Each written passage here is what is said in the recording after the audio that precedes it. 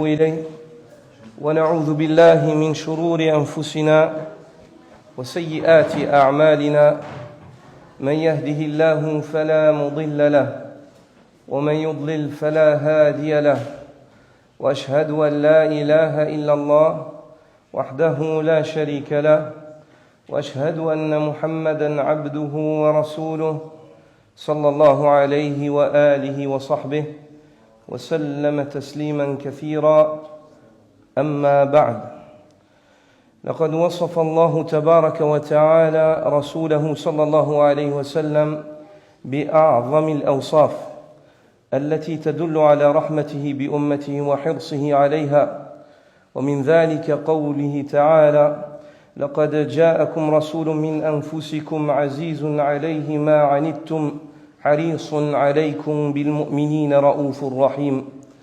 قال العلامة ابن كثير رحمه الله قوله تعالى عزيز عليه ما عنتم أي يعز عليه الشيء الذي يعنت أمته ويشق عليها، وقوله تعالى حريص عليكم أي على هدايتكم ووصول النفع الدنيوي والأخروي إليكم.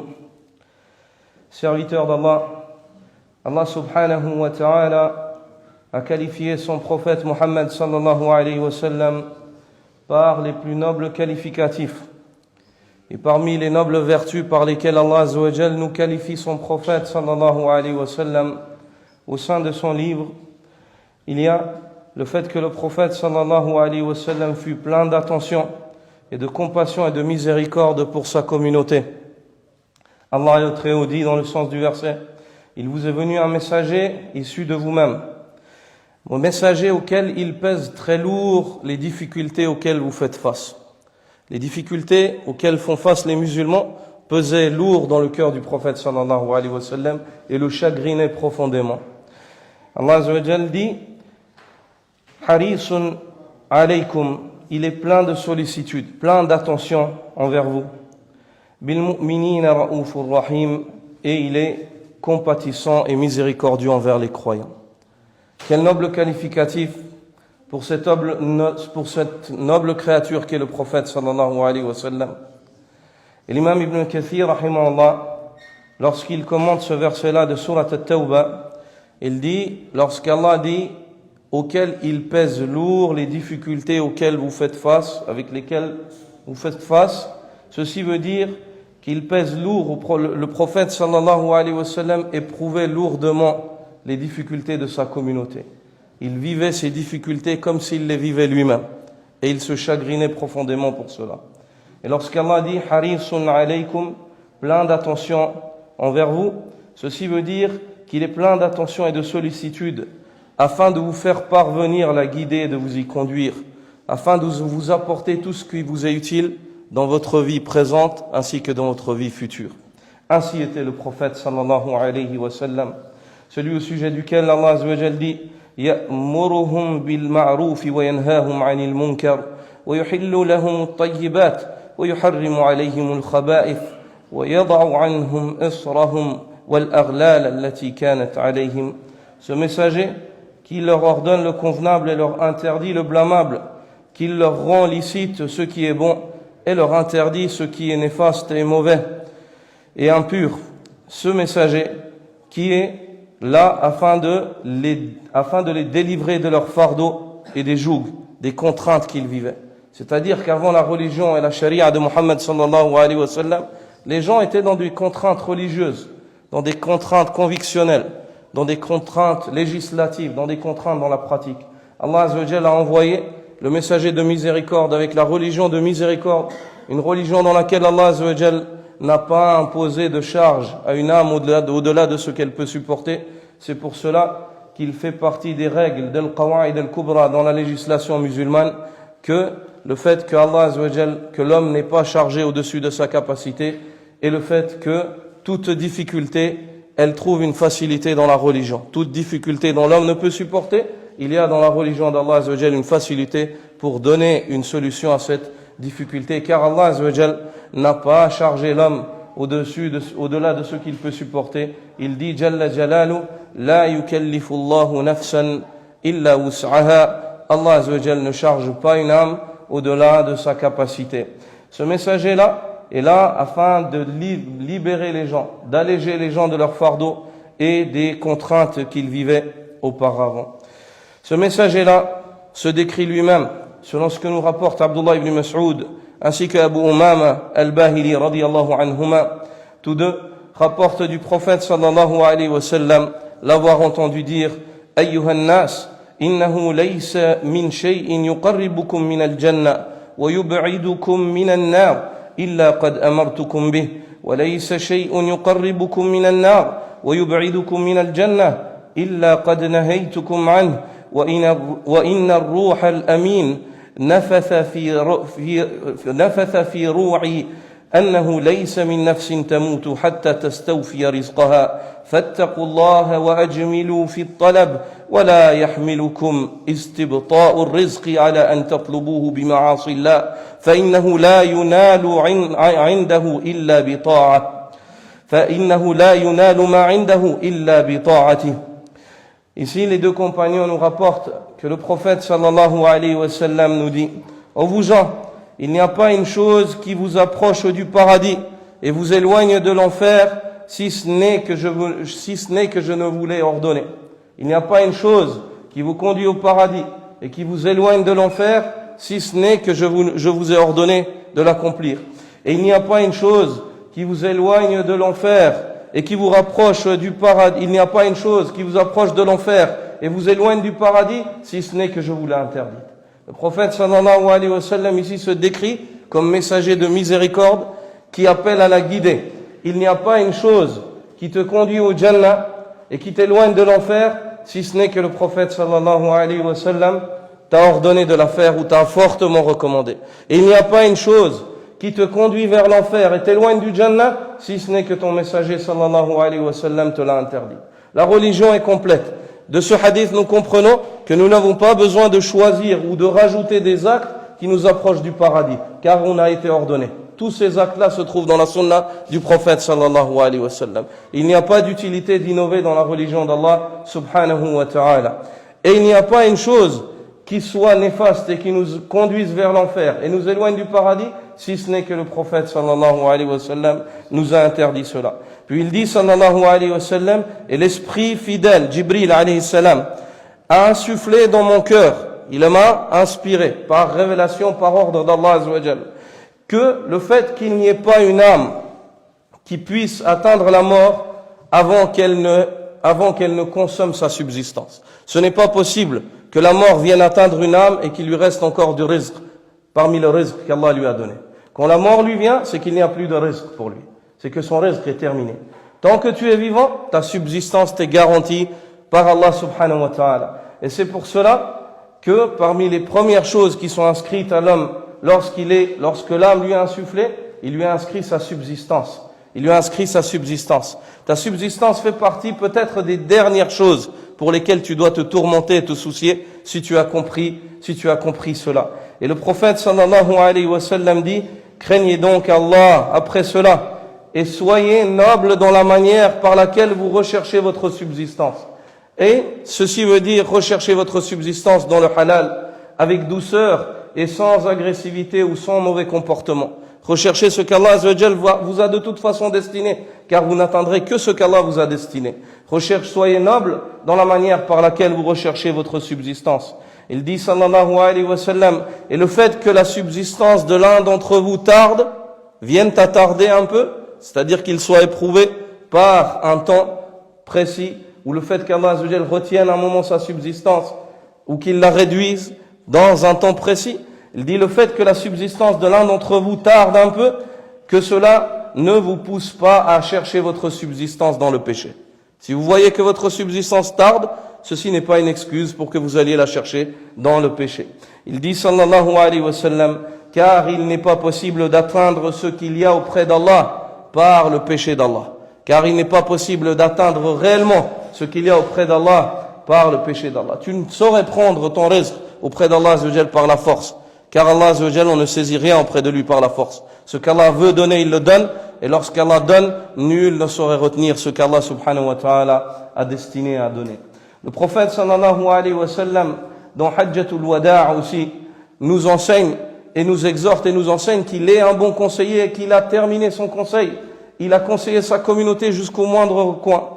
وفي خطبة حجة الوداع التي أقام بها الحجة على العالمين قال صلى الله عليه وسلم وهو يسألهم عدة مرات بعد أن بين لهم الخير وحذرهم من الشر وهو الناصح الأمين صلوات ربي وسلامه عليه يقول لهم هل بلغت ثم بعد الانتهاء منها يسألهم قائلا وأنتم تسألون عني فما أنتم قائلون قالوا نشهد أنك قد بلغت وأديت ونصحت فقال بأصبعه صلى الله عليه وسلم السبابة يرفعها إلى السماء وينكتها إلى الناس اللهم اشهد اللهم اشهد اللهم اشهد.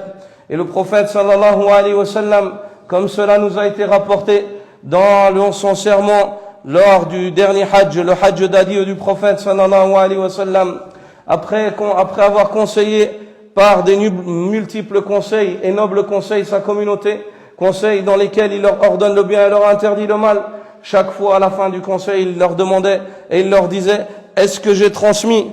Est-ce que je vous ai transmis? Ne vous ai-je pas transmis? Puis à la fin de ce noble conseil, sallallahu alayhi wa sallam, il se dirigea vers sa communauté. Après avoir complété ce noble conseil, il leur dit: qu'allez-vous dire lorsque vous serez questionné à mon sujet? Vous serez certainement questionné à mon sujet. Qu'allez-vous répondre à Allah azza wa jalla en ce jour-là? Ils ont dit, radiyallahu ta'ala anhum, nous allons témoigner que tu as transmis le message, que tu t'es acquitté du dépôt et que tu as conseillé la communauté de la manière la plus loyale. Il a levé son index, sallallahu alayhi wa sallam, vers le ciel, puis il le redescendait vers les compagnons. Il disait: Allahumma fashhad, Allahumma fashhad, Allahumma fashhad. Il levait son doigt, sallallahu alayhi wa sallam, vers les cieux, en invoquant Allah azza wa jalla, en l'appelant. Ceci est la sunna de la fitra, de chercher son Seigneur au-dessus de sa création, comme il s'y a sa majesté, Jalla Jalalu. Il levait les yeux vers le ciel, il disait: Allahumma fashhad, Allahumma fashhad, Allahumma fashhad. Ou Allah soit témoin, ou Allah soit témoin de ce qu'ils disent, ou Allah soit témoin de ce qu'ils prétendent. والناظر المتأمل في وصايا النبي صلى الله عليه وسلم لأمته في حياته عامة وقبل وفاته خاصة يرى فيها حرصه صلى الله عليه وسلم الشديد عليها ورحمته وشفقته بها. وقد حملت الأيام الأخيرة من حياته صلى الله عليه وسلم وقبل وفاته الكثير من هذه الوصايا، وسنذكر ثلاثة منها لكونها شاملة لأصول الخير الذي بعث به النبي صلى الله عليه وسلم ودعا إليه، فإنها بمنزلة مقاصد شريعة محمد صلى الله عليه وسلم، فهي أعظم الوسائل لنيل مرضات الله تبارك وتعالى. Et quant à celui qui prend en considération les recommandations du prophète sallallahu alayhi wa sallam durant toute sa vie, et notamment et d'autant plus dans les derniers instants de sa vie, et avant sa mort, sallallahu alayhi wa sallam, il ne peut nier, il est face à un fait incontestable, qui est le fait que cet homme-là était plein de tendresse et d'attention et de compassion et de bienveillance pour sa communauté. Il était plein de miséricorde pour ceux-ci. Il essayait de les conseiller jusqu'à son dernier souffle, malgré les affres et les difficultés des derniers instants de la vie, comme vous allez le voir. Et nous allons choisir, dans cette exhortation de ce soir, 3 conseils, parmi les conseils par lesquels le prophète sallallahu alayhi wa sallam a exhorté sa communauté avant ces derniers instants dans ce dunya sallallahu alayhi wa sallam. Ces 3 conseils-là, nous allons les choisir car ils font office des buts de la législation avec laquelle Allah azza wa jalla a envoyé son messager. Ils font partie des causes principales et des causes mères, des fondations mères par lesquelles l'homme atteint l'agrément d'Allah subhanahu wa ta'ala. Ils englobent la religion et les buts de celle-ci. Le premier de ces conseils, فأولها عن أم المؤمنين عائشة رضي الله تعالى عنها وعن عبد الله بن عباس رضي الله تعالى عنهما قال: لما نزل أي مرض الموت، وفي رواية لما نزل أي مرض الموت برسول الله صلى الله عليه وسلم طفق، جعل أخذ يطرح خميصة أي ثوبا له على وجهه، فإذا اغتم أي احتبس نفسه كشفها عن وجهه وهو كذلك يقول لعنة الله على اليهود والنصارى اتخذوا قبور أنبيائهم مساجد يحذر ما صنعوا. وعن جندب بن عبد الله رضي الله تعالى عنه قال سمعت رسول الله صلى الله عليه وسلم يقول قبل أن يموت بخمس سمعت رسول الله صلى الله عليه وسلم قبل أن يموت بخمس وهو يقول ألا وإن من كان قبلكم كانوا يتخذون قبور أنبيائهم وصالحيهم مساجد ألا فلا تتخذوا القبور مساجد إني أنهاكم عن ذلك. Le prophète sallallahu alayhi wa sallam, comme nous le rapporte Jundub ibn Abdillah radiyallahu ta'ala anhu, 5 jours avant de mourir, il dit, j'ai entendu le prophète sallallahu alayhi wa sallam dire, n'est-ce pas que ceux qui vous ont précédés ont pris les tombes de leurs prophètes et des gens vertueux parmi eux comme lieu de culte. Ne prenez pas les tombes comme lieu de culte, je vous interdis cela. Ne prenez pas les tombes comme lieu de culte, je vous interdis cela. Et dans le hadith de la mère des croyants Aïcha et de Abdullah ibn Abbas radiyallahu anhuma, ils disent qu'il a réitéré ce conseil-là au dernier instant, avant que son âme ne le quitte sallallahu alayhi wa sallam. Aïcha radiyallahu ta'ala anha dit, lorsque les affres de la mort se sont abattus sur le prophète sallallahu alayhi wa sallam, il a pris un vêtement par lequel il couvrait son visage. Il couvrait son visage sallallahu alayhi wa sallam, car vu les difficultés de la mort dont lui-même a vécu, il ne voulait pas que ses compagnons s'attristent et s'affligent. Il cachait son visage sallallahu alayhi wa sallam pour ne pas attrister sa communauté. Et il dit sallallahu alayhi wa sallam, ala wa inna lil mawti la sakarat, Allahumma hawwin alayya sakarat al maut. N'est-ce pas que la mort possède des affres, où Allah facilite-moi les difficultés, les affres de la mort. Et dans une variante du hadith, il dit Allahumma hawwin ala ummati sakarat al maut, où Allah facilite à ma communauté les affres de la mort sallallahu alayhi wa sallam. À ce moment-là, par miséricorde une fois de plus envers sa communauté, afin de ne pas attrister les cœurs des croyants et de ne pas les affliger, il couvrait son visage lorsqu'il éprouvait de lourdes difficultés. Puis quand il reprenait sa personne, quand il se reprenait sallallahu alayhi wa sallam, il découvrait son visage. Et à ce moment-là, il venait avec des messages et des conseils. Et parmi les conseils avec lesquels il est venu à ce moment-là, il dit qu'Allah maudisse les juifs et les chrétiens, car ils ont pris les tombes de leurs prophètes comme lieu de culte. Ici, il faut comprendre, serviteurs d'Allah, car nous vivons dans une société où nous sommes entourés de personnes qui ne sont pas nos coreligionnaires. Le fait que ces gens-là ne soient pas nos coreligionnaires nous donne en aucun cas le droit de les insulter, ou d'être mauvais avec eux, ou de les tuer, ou de leur nuire, ou de porter atteinte à leurs biens et à leur honneur. Ceci ne fait en rien partie de la religion de Muhammad sallallahu alayhi wa sallam. Elle fait partie de la religion de ceux qui ont transgressé la voie du prophète sallallahu alayhi wa sallam. Ceux qui, comme les a décrits Ali,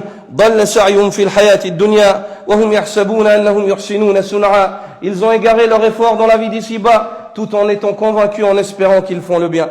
Le prophète sallallahu alayhi wa sallam, lorsqu'il vient avec ce message percutant, il vient afin d'avertir les musulmans de ce qu'ont fait ceux qui étaient avant nous. C'est-à-dire qu'ils ont pris les tombes de leurs prophètes comme lieu de culte. Il dit, Allah a maudit ceux qui nous ont précédés. Pourquoi est-ce qu'Allah azza wa jalla les a maudits? Ceci veut dire qu'Allah les a éloignés. Tant qu'ils font cela, ils n'ont pas droit à la miséricorde éternelle d'Allah subhanahu wa ta'ala, à la miséricorde restreinte d'Allah subhanahu wa ta'ala. Ils n'ont droit qu'à la miséricorde du dunya, celle avec laquelle Allah azza wa jalla fait même miséricorde aux animaux.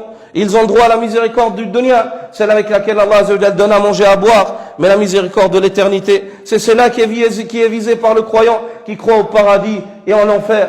Et cette miséricorde-là, Allah azza wa jalla l'a réservée d'une manière exclusive aux monothéistes qui adorent Allah subhanahu wa ta'ala, seul, unique et sans associé, qui croient en tous ses prophètes et suivent le dernier des messagers, Muhammad sallallahu alayhi wa sallam. Ceci fait partie de nos convictions et nous n'insultons pas les gens par cela, mais nous ne faisons que acquiescer et confirmer ce qui est dans nos convictions.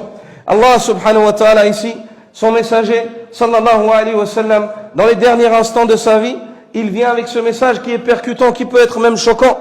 Il veut choquer ses compagnons et les avertir, afin qu'ils ne fassent pas ce qu'ont fait ceux qui nous ont précédés, afin qu'ils ne prennent pas les tombes de leurs prophètes et les tombes des gens vertueux comme lieu de prière et comme lieu de mausolée, comme lieu de recueil et comme lieu vers lesquels on s'approche et on espère quelque chose, alors que c'est Allah Azza wa Jal qui est le détenteur de tout khayr.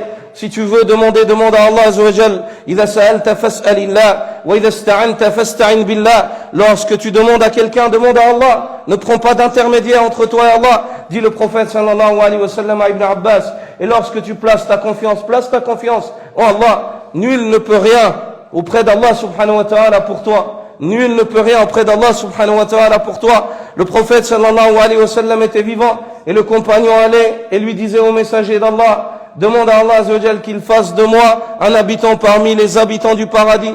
Le prophète sallallahu alayhi wa sallam disait, a'inni bi kathrati sujud, aide-moi en te prosternant fréquemment. Aide-moi en obéissant à Allah Azza wa Jal, en soyant obéissant, et peut-être qu'Allah Azza wa Jal acceptera mon invocation et que tu feras partie des habitants du paradis.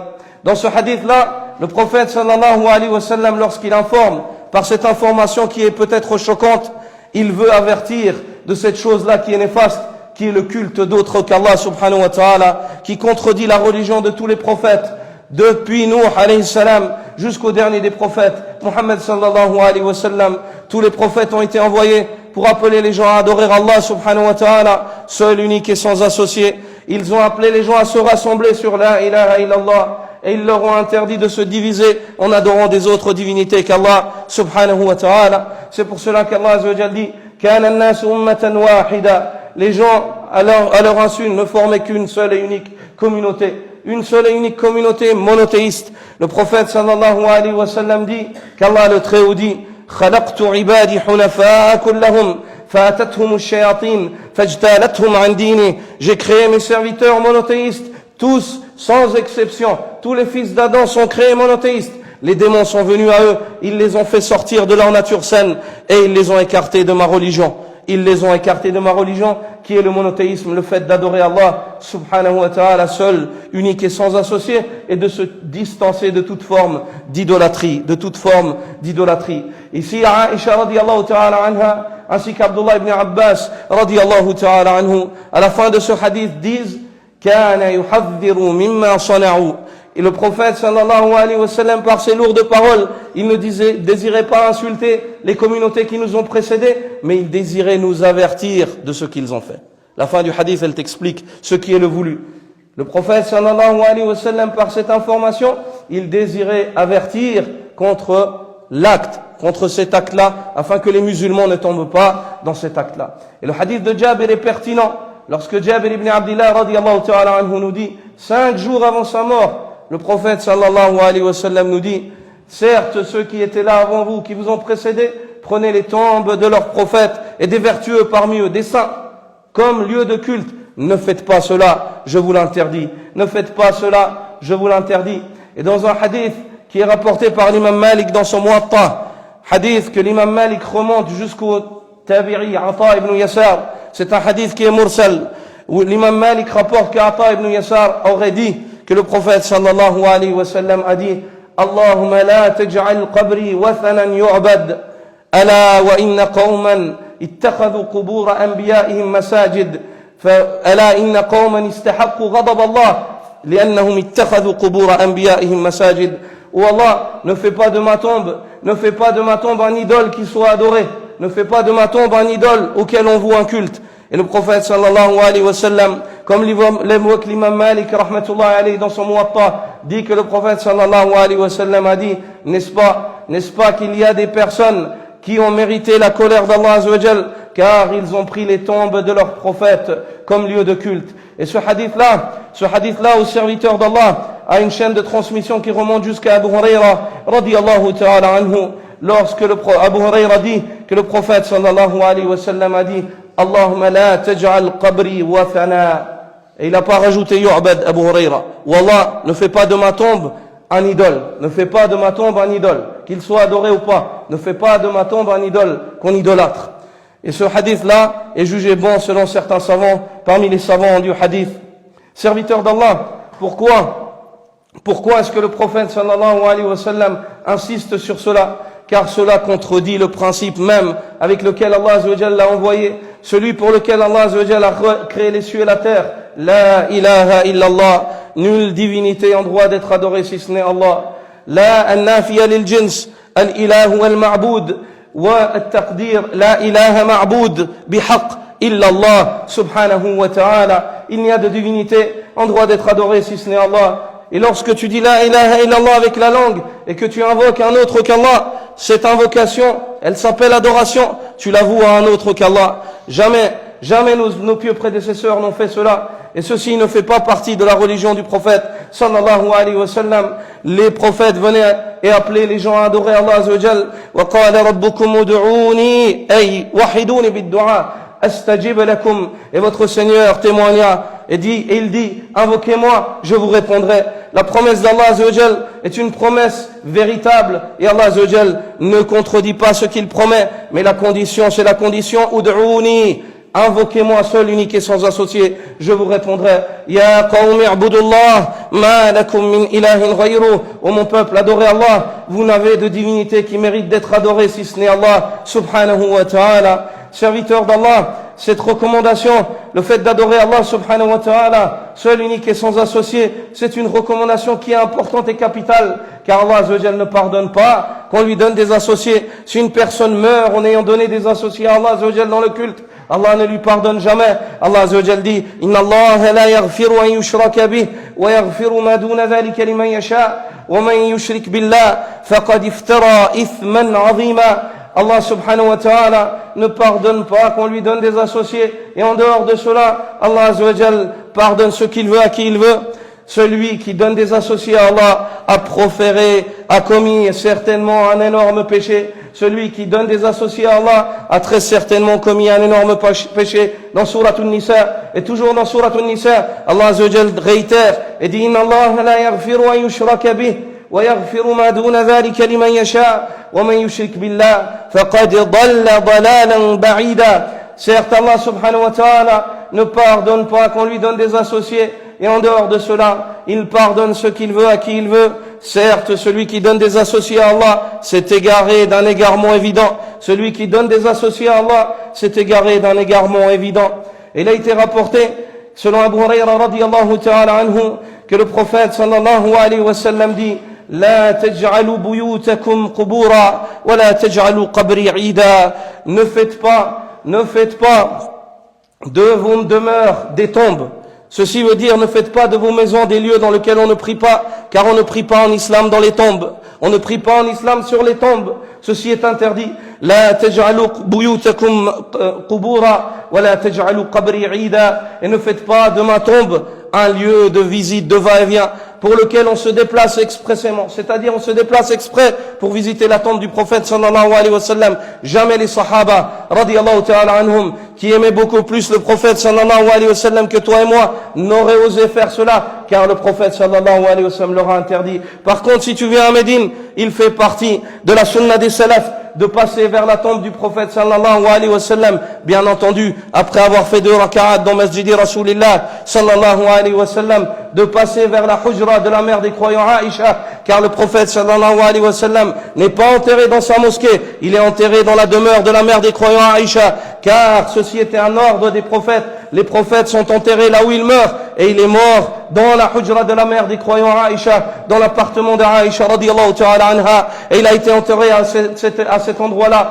à cette époque-là. Cet endroit-là n'était pas dans la mosquée, et jusqu'aujourd'hui encore, il n'est pas dans la mosquée l'entoure, mais cet endroit-là, ce n'est pas la mosquée, c'est la hujra de la mère des croyants Aïcha. Bien que certaines personnes s'obstinent à s'argumenter avec des ambiguïtés comme telles, mais les arguments sont plus qu'évidents, et les musulmans sont sur la religion de leurs pieux prédécesseurs. Les sources islamiques sont évidentes. Quant à ce sujet-là, l'appartement d'Aïcha, c'est là où a été enterré le prophète sallallahu alayhi wa sallam. Tu passes et tu salues le prophète sallallahu alayhi wa sallam. Il ne fait pas partie de la sunna de dire Ya Rasulallah, un tel t'a passé le salam, car tu n'as pas besoin de cela. Il y a des plus nobles messagers qu'Allah azza wa jalla a mandaté sur toute la terre. Chaque fois qu'une personne salue le prophète, des malaïkas qui se promènent sur la terre d'Allah azza wa jalla s'en vont et transmettent au prophète sallallahu alayhi wa sallam, qui est dans une autre vie que la nôtre, hayatun barzakhiyya, une vie intermédiaire entre la vie éternelle de l'au-delà et la vie du dunya, celle dans laquelle nous vivons à l'heure actuelle. serviteurs d'Allah. Le prophète sallallahu alayhi wa sallam dans ce hadith nous enseigne et nous interdit de prendre nos demeures, de faire de nos demeures des tombeaux dans lesquels on ne prie pas. Il nous suggère de prier fréquemment dans nos demeures, les prières surrogatoires. Il fait partie de la sunna du prophète sallallahu alayhi wa sallam d'effectuer les prières surrogatoires dans nos demeures. Ne délaissons pas cette sunna, ceci afin que nos enfants voient l'adoration d'Allah azza wa jal, qu'ils grandissent en ayant vu leurs parents prosternés devant Allah subhanahu wa ta'ala, afin que ceci soit un appel et peut-être qu'Allah azza wa jal adoucit leur cœur et fait d'eux des personnes qui suivent leurs parents dans le khayr, comme Allah azza wa jal évoque cela quant à ceux qui ont la foi et sont suivis par leur progéniture, leur descendance dans leur foi. Alhaqna bihim dhurriyyatahum, nous ferons suivre leur progéniture, nous rassemblerons leur progéniture à eux dans l'au-delà, comme cela est venu dans certains hadiths. L'enfant monte dans le degré du paradis du Père s'il le suit dans la foi. L'enfant monte dans le degré du paradis du Père s'il le suit dans la foi. Serviteur d'Allah, le prophète sallallahu alayhi wa sallam dans ce hadith nous interdit de prendre de sa tombe un lieu de va-et-vient. Ceci, un lieu de va-et-vient. On ne parle même pas d'invoquer ou d'aller et de dire je vais invoquer Allah près de la tombe du prophète sallallahu alayhi wa sallam. Ibn Abi Shayba rapporte dans son Musannaf selon Ali ibn al-Hussein, ibn Ali ibn Abi Talib, Zayn al-Abidin, qui a vu un homme vers la mosquée du prophète sallallahu alayhi wa sallam invoquer Allah subhanahu wa ta'ala proche de la tombe. Il s'est approché de la tombe, il a vu une brèche, il regardait et il a invoqué Allah. Il disait Ya Allah, proche de la tombe du prophète sallallahu alayhi wa sallam, en pensant que cela va aider son invocation à monter vers Allah subhanahu wa ta'ala. Regardez ce qu'a dit le descendant du prophète sallallahu alayhi wa sallam, Zaynul Abidin, Ali ibn al-Hussein ibn Ali ibn Abi Talib radiyallahu ta'ala anhu. Il lui dit Inni sami'tu أبي الذي سمع جدي أن النبي صلى الله عليه وسلم قال لا تجعلوا قبري عيدا ولا بيوتكم مقابر. J'ai entendu mon père Hussein qui a entendu mon grand-père Ali qui lui a entendu le prophète sallallahu alayhi wa sallam dire ne faites pas de ma tombe un lieu d'aller et venue. Ne venez pas vers ma tombe en vous disant qu'en venant vers ma tombe vous allez atteindre quelque chose. C'est ça que cela veut dire. Ne faites pas de ma tombe un lieu d'aller et venue. Et ne faites pas de vos maisons, de vos demeures, des tombeaux dans lesquels vous ne priez pas. Serviteurs d'Allah, pourquoi est-ce que le prophète sallallahu alayhi wa sallam insiste sur cela? Car par Allah azza wa jal, le premier shirk qui a séparé les fils d'Adam de la nature saine dans laquelle ils étaient, c'est le fait d'adorer les tombes. C'est le fait d'adorer les tombes. Vous savez, et vous lisez tous surat Nuh, وقالوا لا تذرن آلهتكم ولا تذرن ودا ولا سواعا ولا يغوث ويعوق ونسرا. Et ils dirent, ne délaissez pas vos divinités à l'appel de Nuh. Ne délaissez pas vos divinités. Ne délaissez pas vos divinités à l'appel de Nuh. Puis il énumère les noms des divinités. Abdullah ibn Abbas dit ces noms-là, hum rijal salihin min qawmi Nuh. Asma'un min rijal salihin min qawmi Nuh. C'est les noms de certains parmi les vertueux du peuple de Nuh qui étaient là avant Nuh. Ces gens-là, lamma halaku awha ash-shaytanu ila qawmihim an, et lorsqu'ils sont morts, le shaytan est venu et il a inspiré à leur peuple. Il leur a dit insabu ala majalisi haula ansaba wa sammuha bi asma'ihim. Édifiez sur les lieux où ces gens-là restaient, le lieu dans la ville où ils se retrouvaient, ils se rencontraient, édifiez des édifices, des statues. Construisez des statues. Et nommez ces statues par les noms de ces hommes-là. Afin que vous vous rappeliez les bonnes œuvres qu'ils faisaient. Au début, il ne s'agissait pas d'adoration. Abdullah ibn Abbas, ceci, c'est la parole d'Abdullah ibn Abbas, dans le Sahih de l'imam al-Bukhari, dans le commentaire de ce verset-là. Abdullah ibn Abbas dit, puis quand cette génération, فَلَمَّا هَلَكَ هَؤُلَاء وَذَهَبَ الْعِلْمُ لَمْ يُعْبَدُوا وَلَكِنْ لَمَّا هَلَكَ هَؤُلَاء وَذَهَبَ الْعِلْمُ عُبِدَتْ. Il dit, dans un premier temps, ces idoles-là n'ont pas été idolâtrées. Elles étaient là juste pour se rappeler, à la mémoire, comme on dit, de ces personnes-là.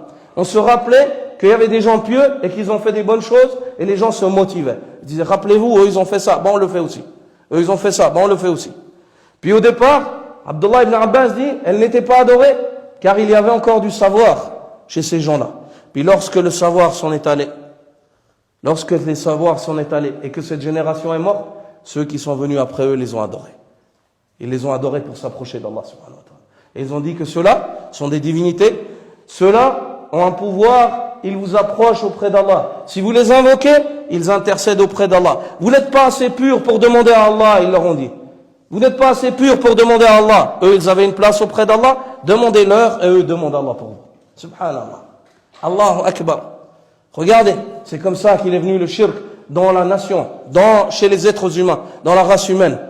C'est pour cela que le prophète sallallahu alayhi wa sallam, qui lui-même a enseigné à ses sahaba ces paroles-là, il a fait attention jusqu'au dernier instant, jusqu'à son dernier souffle, il t'avertit et il m'avertit vis-à-vis de cela. وهذه وصية لتحقيق التوحيد عبادة الله وحده والتحذير من ضده وهو الشرك تسوية غير الله بالله في شيء من خصائص الله. Et ceci, cette exhortation du prophète sallallahu alayhi wa sallam, de Jabir et de Aïcha et d'Ibn Abbas avant sa mort, il y a en cette exhortation une recommandation dans la bonne réalisation scrupuleuse du monothéisme, l'adoration d'Allah, seul, unique et sans associé, ainsi qu'un avertissement évident face au polythéisme qui contredit le monothéisme. Et le polythéisme, c'est le fait de donner des associés à Allah dans ce qui revient à Allah Azza wa Jal de droit d'une manière exclusive. C'est le fait de donner des associés à Allah dans ce qui revient à Allah Azza wa Jal de droit d'une manière exclusive. Et ce qui revient à Allah de droit d'une manière exclusive, c'est la seigneurie. C'est l'adoration. Tout ce qui s'appelle ibadah, culte pour Allah. Pas d'intermédiaire entre toi et Allah. Tu n'as pas besoin.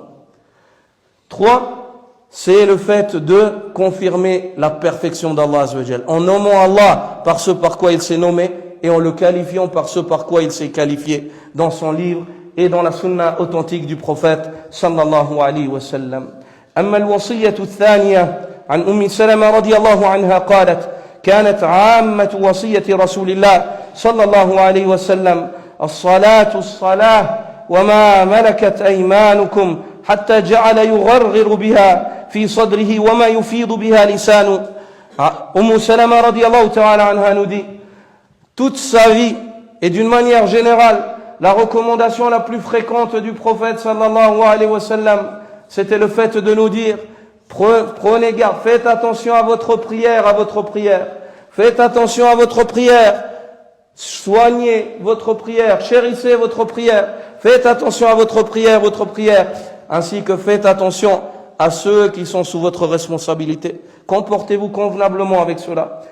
Elle dit, radiallahu ta'ala anha, jusqu'à la fin de sa vie, il murmurait cela à l'intérieur de lui, dans sa poitrine, mais il n'arrivait plus le dire avec la langue car il était fatigué par la maladie et en attendant la mort, sallallahu alayhi wa sallam.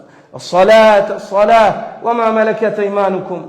La prière, ainsi que ceux qui sont à votre charge. Et Ali ibn Abi Talib, comme le rapporte Abu Daoud dans son Sunan, dit, kana akhiru kalam an-nabi sallallahu alayhi wa sallam, as-salat, wa ma malakat aymanukum. Ali radiallahu anhu dit, la dernière parole que j'ai entendue du prophète sallallahu alayhi wa sallam, parmi les dernières paroles qu'on a entendues du prophète sallallahu alayhi wa sallam, figurez le fait qu'il nous dise, faites attention à votre prière, ainsi que ceux qui sont à votre charge. وهذه وصية لتقوى الله وحسن الخلق. الصلاة هي رأس التقوى فوالله ما اتقى الله من ترك عمود الدين. الصلاة وصيته صلى الله عليه وسلم بما ملكت أيمانكم وهم من تحت مسؤوليتكم هي وصية بحسن الخلق بمعاملتهم معاملة حسنة بطيب القول والإحسان بالفعل والنصح لهم.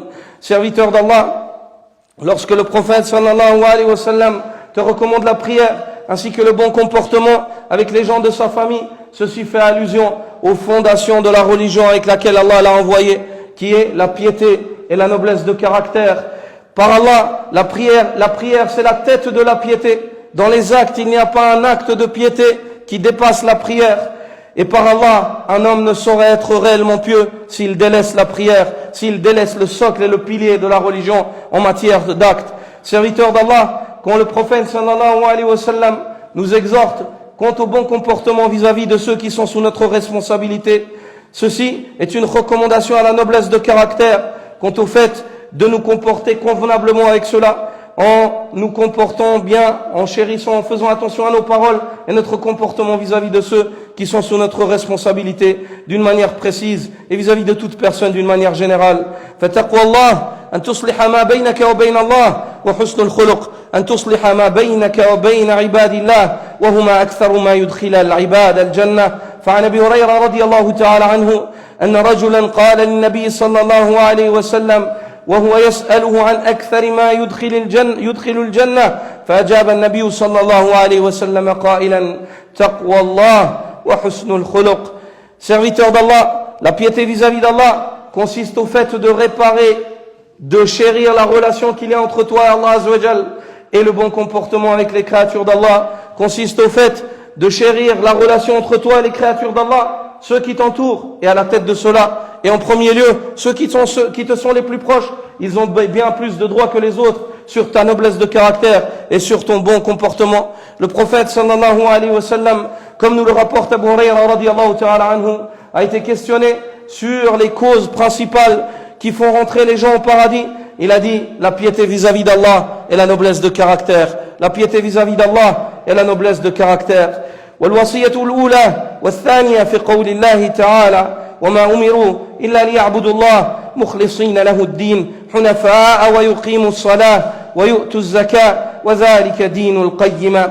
Et ces deux recommandations, la recommandation du tawhid et la seconde recommandation qu'on vient de voir, se trouvent toutes deux dans la parole d'Allah Azza wa Jalla dans Suratul Bayyinah, lorsqu'Allah subhanahu wa ta'ala dit et il ne leur a été rien commandé d'autre si ce n'est le fait d'adorer Allah, celui qui est sans associé en tant que pur monothéiste, d'accomplir la prière et de s'acquitter de l'aumône. Et ceci est très certainement la religion de l'extrême droiture. Adorer Allah Azza wa Jalla en tant que pur monothéiste, c'est le tawhid. Accomplir la prière, c'est as-salat. وَمَا مَلَكَتْ أَيْمَانُكُمْ, la noblesse de caractère, c'est dans la zakat. Car les savants disent, lorsqu'Allah subhanahu wa ta'ala joint entre la salat et la zakat, هو عبارة عن جمع بين حسن الخلق وبين تقوى الله وحسن الخلق.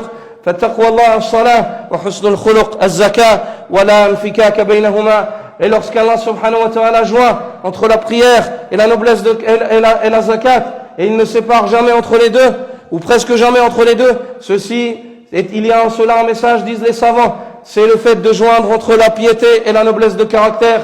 La piété, c'est la prière, et la noblesse de caractère, c'est la zakat aux serviteurs d'Allah. Serviteurs d'Allah, la dernière et la troisième recommandation du prophète sallallahu alayhi wa sallam avant sa mort, c'est selon ce que nous rapporte Jabir ibn Abdullah radiyallahu ta'ala anhu qui dit سمعت رسول الله صلى الله عليه وسلم يقول قبل موته بثلاث لا يموتن أحدكم إلا وهو يحسن الظن بالله عز وجل. Que l'un d'entre vous ne se permette jamais de mourir si ce n'est dans un état dans lequel il a la meilleure des opinions au sujet d'Allah. Ne mourrez pas autrement si ce n'est en ayant la meilleure des opinions auprès d'Allah. Jabir ibn Abdullah dit, j'ai entendu le prophète sallallahu alayhi wa sallam avant de mourir, 3 jours avant de mourir, il nous a dit que l'un d'entre vous ne meurt pas dans une autre situation si ce n'est en ayant la meilleure opinion au sujet d'Allah subhanahu wa ta'ala. Et l'imam Ibn Abi Dunya rapporte dans son livre La bonne finalité, Husn al-Khatima, il évoque un récit de Wathila ibn al-Asqa qui est rapporté par Hayyan Abu Nadr. Il dit que Wathila est venu à moi un jour et il m'a dit Qudni ila Yazid ibn al-Aswad, conduis-moi vers Yazid ibn al-Aswad. Sachez que Wathila ibn al-Asqa fait partie des compagnons du prophète sallallahu alayhi wa sallam. Il fait partie d'Ahl Suffa, parmi ceux qui résidaient dans la mosquée. Il fait partie de ceux qui ont servi avec ses propres mains le prophète sallallahu alayhi wa sallam. Puis Wathila vient vers cet homme-là, vers Hayyan, et puis lui dit, emmène-moi vers Yazid ibn al-Aswad, فإنه قد بلغني أن ألما به. Conduis-moi à Yazid ibn al-Aswad, car j'ai été informé qu'il était atteint par une maladie. قال فقدته فدخل عليه وهو ثقيل فقلت له إنه ثقيل قد وجه وقد ذهب عقله. قال نادوه فنادوه فقلت إن هذا واثلة أخوك. قال فأبقى الله من عقله ما سمع أن واثلة قد جاء.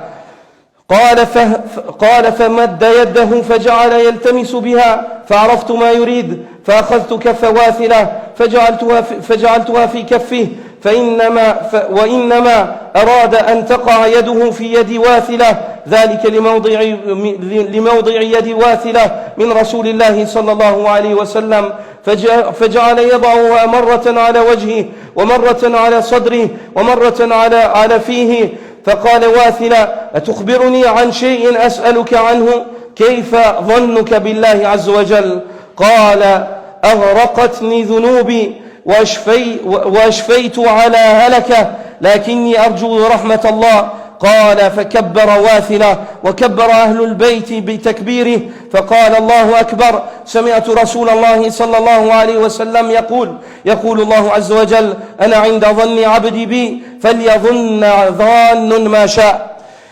Ici, cet homme-là, Hayyan, dit, lorsque nous sommes arrivés vers Yazid, Wathila m'a dit, fais-moi entrer. Il a dit, je suis entré d'abord et j'ai vu que Yazid était très malade. Très malade. Il a perdu connaissance. Puis à ce moment-là, je suis sorti et je lui dis, il est dans un état critique. Il ne reconnaît plus personne. Puis à ce moment-là, Wathila a dit, appelle-le encore une fois et dis-lui que Wathila est venu le voir. Et lorsqu'ils lui ont mentionné le nom de Wathila, du compagnon du prophète sallallahu alayhi wa sallam, à ce moment-là, il a ouvert les yeux. Il a ouvert les yeux. Et puis, Wathila est rentré et le malade avec sa main, il a commencé à chercher. Il voulait toucher la main de Wathila. Pourquoi? Car c'est une main qui a servi le prophète sallallahu alayhi wa sallam. Par amour envers le messager d'Allah sallallahu alayhi wa sallam. Il a tendu cette main et lorsqu'on lui a approché la main de Wathila, à ce moment-là, il a pris la main et il l'a mis sur son torse. Et il imaginait comme s'il mettait la main du prophète sallallahu alayhi wa sallam par amour envers Rasulullah sallallahu alayhi wa sallam. Et à ce moment-là, أيها الإخوة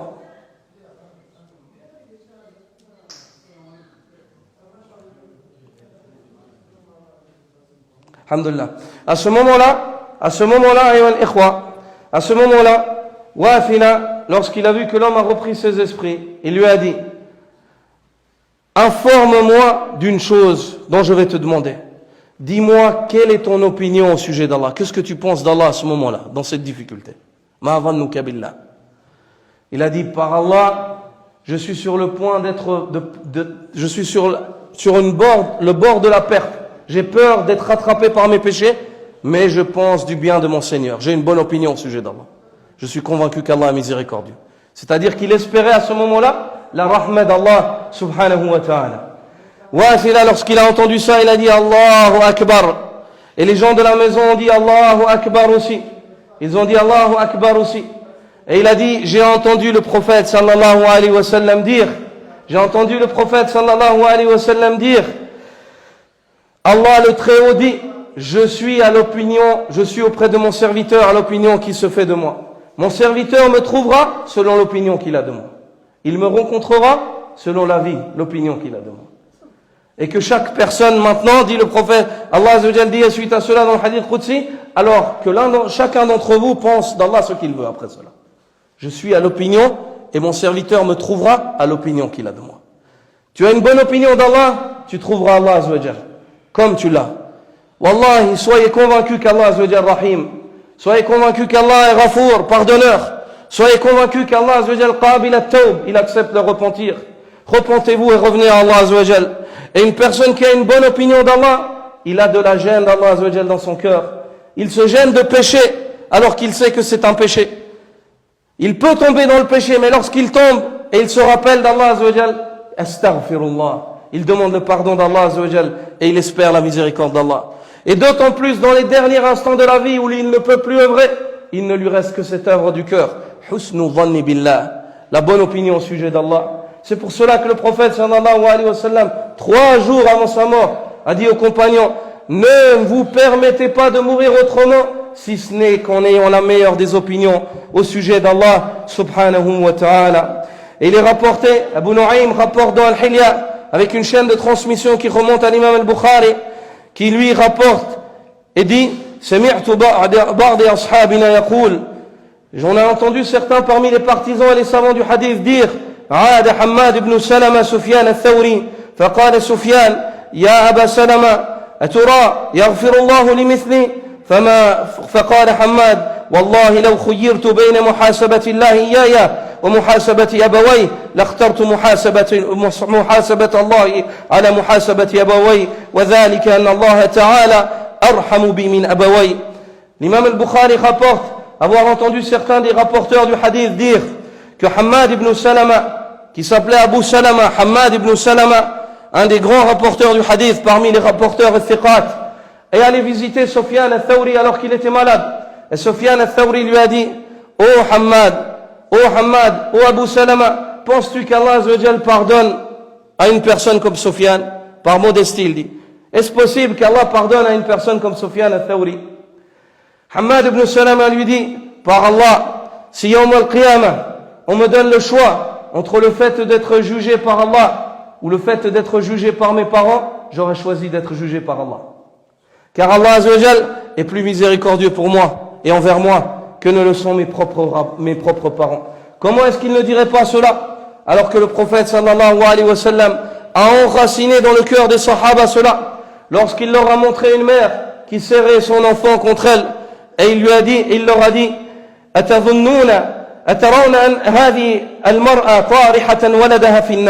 pensez-vous que cette femme qui aime son enfant comme vous le voyez et le câline comme ça, pensez-vous qu'elle pourrait jeter son enfant dans le feu de l'enfer? Ils lui ont dit, radiyallahu ta'ala anhum, la wallah, non, ce n'est pas possible que cette femme-là, et dans une autre variante, tant qu'elle peut ne pas le jeter, elle ne le jettera jamais. Le prophète sallallahu alayhi wa sallam, en ce moment-là, une fois que les cœurs des sahaba étaient adoucis par cet exemple qu'ils voyaient, et par comparaison, il a enraciné dans leur cœur husnu dhanni billah. Il leur a dit: l'Allah arhamu bi'ibadihi min hadhihi biwaladiha. Allah est bien plus miséricordieux envers ses serviteurs que ne l'est cette mère envers son enfant. Allah est bien plus miséricordieux envers ses serviteurs que ne l'est cette mère envers son enfant. Si vous êtes convaincu que cette mère ne jettera jamais son enfant en enfer, tant qu'elle peut ne pas le jeter, sachez qu'Allah Azza wa Jal ne jettera jamais un serviteur en enfer tant que le serviteur n'empêche pas Allah Azza wa Jal de le faire pénétrer au paradis. Serviteur d'Allah, craignez Allah subhanahu wa ta'ala et ayez une bonne opinion d'Allah subhanahu wa ta'ala. Ceci car le prophète sallallahu alayhi wa sallam nous dit: لما خلق الله الخلق كتب في كتاب فهو عنده فوق العرش إن رحمتي تغلب غضبي. Et lorsque le prophète sallallahu alayhi wa sallam nous dit, lorsqu'Allah a créé la création, il a inscrit un titre qui est auprès de lui, au-dessus du trône. Il dit, et sur ce titre-là, il est évoqué, dans ce message-là, il est évoqué: ma miséricorde dépasse ma colère. Ma miséricorde dépasse ma colère. Et dans une autre variante, rapportée par l'imam Muslim al-Bukhari, ghalabat ghadabi, ma miséricorde a dépassé ma colère. Ma miséricorde a dépassé ma colère. Il est rapporté d'Abu Hurayra radiyallahu ta'ala anhu toujours, qui dit que le prophète sallallahu alayhi wa sallam a dit: جعل الله الرحمة 100 جزء فأمسك عنده 99 وأنزل في الأرض جزءا واحدا فمن ذلك الجزء يتراحم الخلائق حتى ترفع الدابة حافرها عن ولدها خشية أن تصيب. Le prophète sallallahu alayhi wa sallam dit: lorsqu'Allah a créé la miséricorde, il l'a divisée en 100 parties. Il a gardé auprès de lui 99 parties et il en a établi une seule sur terre. Par cette seule partie qu'il a laissée sur terre, les créatures se font miséricorde, au point où vous voyez vous-même la bête, lorsqu'elle enfante son enfant, elle lève sa patte afin de ne pas lui nuire. Et l'imam Muslim rapporte dans une autre variante rapportée par Salman al-Farisi radiyallahu anhu, qui dit que le prophète sallallahu alayhi wa sallam a dit: inna lillahi ta'ala 100 rahma faminha rahmatun yatarahamu biha al-khalq baynahum wa 99 li yawm al-qiyamah. Allah Azza wa Jal, Allah a divisé la miséricorde en 100 parties. Il a laissé une partie sur terre. C'est avec cette partie-là que les créatures se font miséricorde. Et il a gardé 99 parties de miséricorde. Yawm al-Qiyamah. pour le jour de la résurrection. Yawm al-Qiyamah, pour le jour de la résurrection.